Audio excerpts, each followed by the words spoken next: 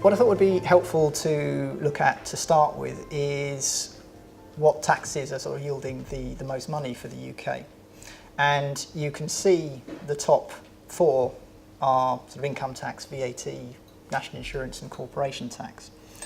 Although corporation tax rates have been coming down, the actual yield has been increasing, and which is obviously extremely helpful for the UK. And what you often find as well with sort of lower rates of corporation tax is obviously as businesses grow and develop and more employment is created, then obviously your income tax and your national insurance yields improve as well. Next, I think it's helpful to look at what the money is actually spent on. So, again, top five: welfare, the NHS, education, defence and debt interest. The one sort of major talking point is obviously the NHS and health spending, because that has been in the news a lot in recent times with regards to how we're actually going to fund it into the future. The consensus is that it is underfunded and that we can't continue in the way that we are going. Our spending in the UK is close to the sort of international average, but at the same time we raise less in revenue, which leaves us running sort of one of the largest budget deficits in the industrial world. And our net debt in the UK is also higher than the average of other industrial countries, and the point he made is that we cannot continue like this and that there has to be a rebalancing. What Philip Hammond has also done this year is that he has reduced the dividend allowance from 5,000 to 2,000, and that is the amount of money the amount of dividends that you receive and not pay tax on. And as has been widely publicised, the Class 4 NIC is going up by 1% to 10% from 6th of April 2018, and then a further 1% in 2019. So what Theresa May has confirmed today is that there will be no vote actually taken on this until the autumn. And what they are attempting to do is tie a decision on this in with a report that is due out in the summer from Matthew Taylor into the rights of the self-employed and what they call gig economy workers. The status of gig economy workers is actually very important, as them being treated as self-employed individuals has impacted on the government's tax take. The Office for Budget Responsibility has estimated that by 2021 it will cost the Treasury about 3.5 billion.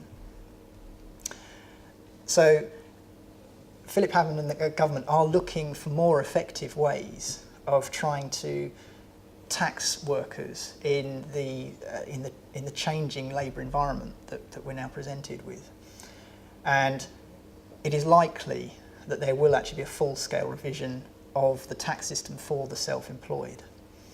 Now, as they have put this back to the autumn, they then have the opportunity to perhaps drop the relatively low-yielding NI point and perhaps go on and as part of a wider review sort of see what further rise in taxation they could actually make that would be more acceptable.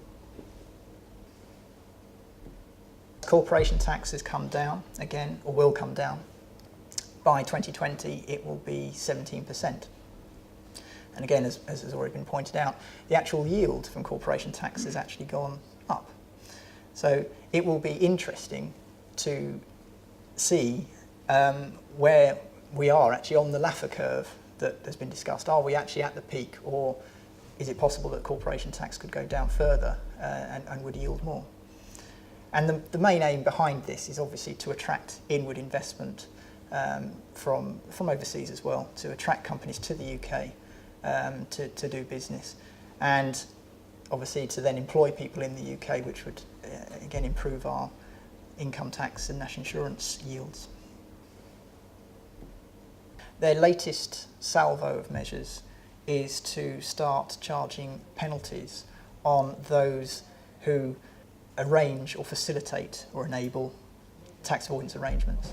So if you are an enabler, then, and the tax scheme in question is defeated, then you could face a penalty.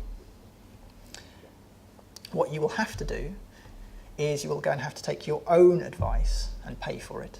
You're going to take your own advice as to whether that scheme works. If you don't, and it fails, then you will be charged a penalty, and the penalties are quite severe.